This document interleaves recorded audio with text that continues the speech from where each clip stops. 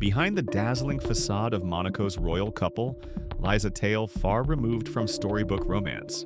Welcome to our deep dive into Princess Charlene and Prince Albert. It's time to reveal everything. For years, we've witnessed the glamorous public appearances and calculated photo opportunities of Monaco's royal pair. Their coordinated outfits and polished smiles might fool the casual observer, but a closer examination reveals something entirely different.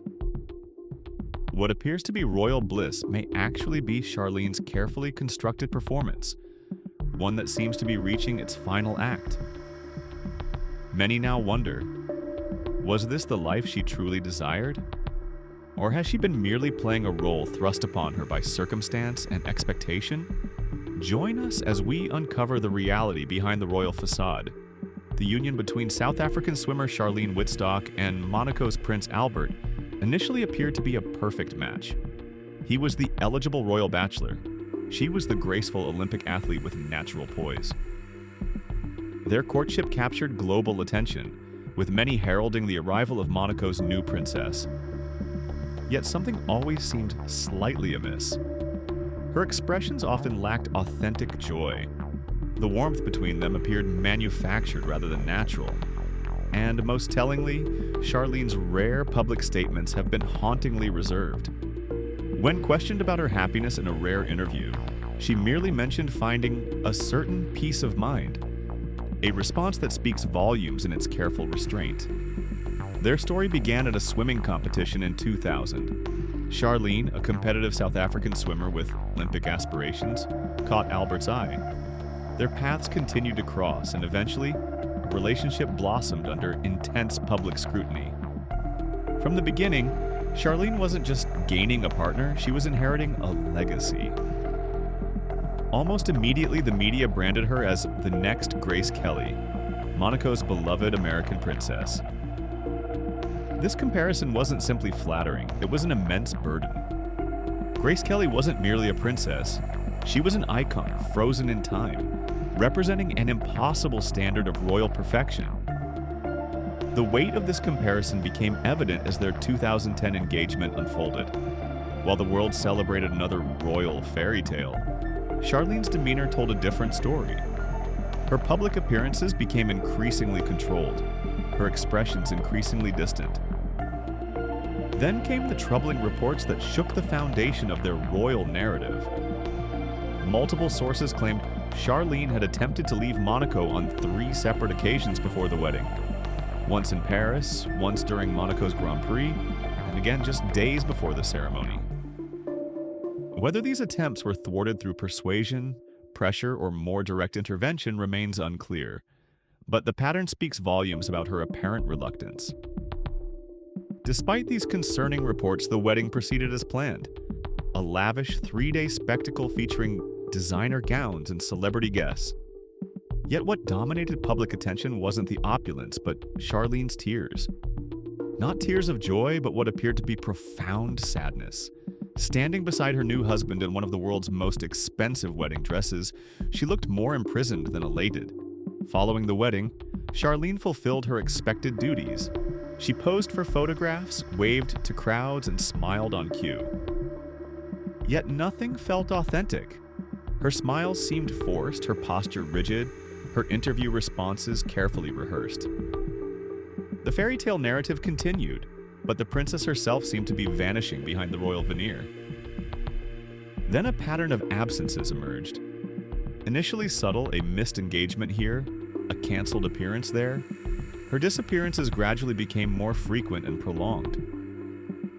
Palace statements offered various explanations: illness, fatigue, private matters. But as her absences accumulated, questions multiplied. Where was Princess Charlene? And why did she seem so reluctant to fulfill her public role? In 2014, Charlene gave birth to twins, Jacques and Gabriella. For most royal families, the arrival of heirs represents continuity and celebration. Yet even motherhood didn't appear to anchor Charlene to palace life.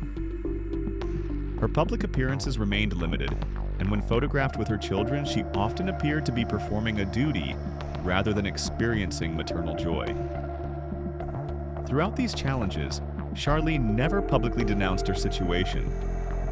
She didn't violate protocol or air grievances. Instead, she communicated through silence. And when she eventually spoke, she didn't attempt to reframe the narrative. She simply stated she had found peace. Not happiness, not fulfillment, just peace.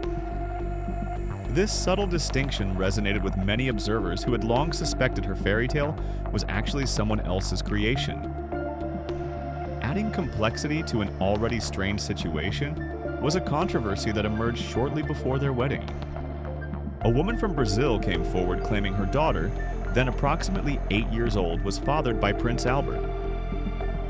The timing of this alleged relationship overlapped with Albert's early courtship of Charlene. This wasn't Albert's first paternity claim. He had previously acknowledged 2 children born outside of marriage.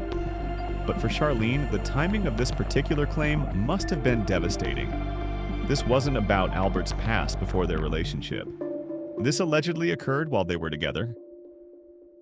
The palace quickly deployed legal teams to refute the Brazilian claim, dismissing it as fabricated and malicious. Yet no public DNA test was conducted, no transparent investigation undertaken. The claim didn't disappear so much as fade from headlines, but the damage to their relationship was already done.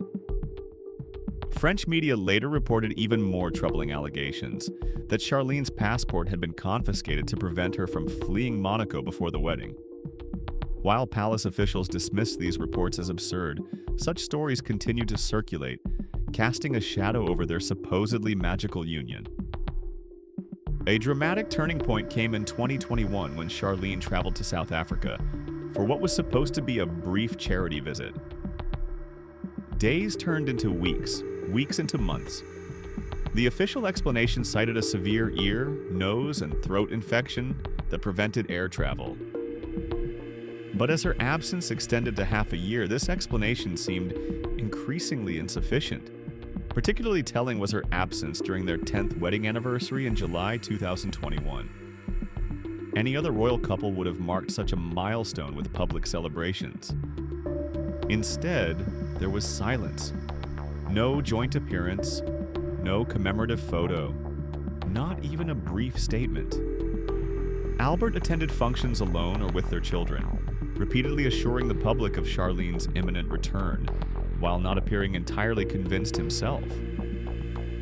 When Charlene finally returned to Monaco in November 2021, it wasn't the homecoming many expected. She didn't resume royal duties or public appearances. Instead, she disappeared again within weeks.